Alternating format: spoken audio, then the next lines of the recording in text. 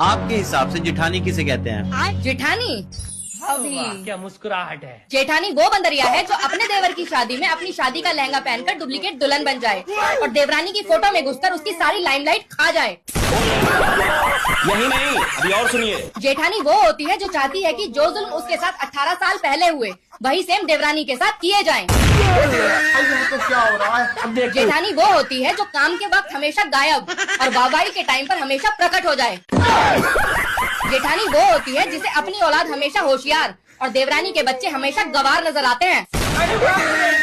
जेठानी वो होती है जिसे अपना भाई राम और देवरानी का भाई हमेशा रावण नजर आता है। गजब बेइज्जती है। जेठानी वो सीसीटीवी कैमरा है जिसकी नजर 24 घंटे अपनी देवरानी पर गड़ी रहती है। अच्छा। वो क्या खाती है, क्या लगाती है, क्या पहनती है, किससे बातें करती है, उसका बस नहीं चलता, वरना ये तक चेक करे कि सुबह देवरानी ने हगा किस रंग का है। आपके हिसाब से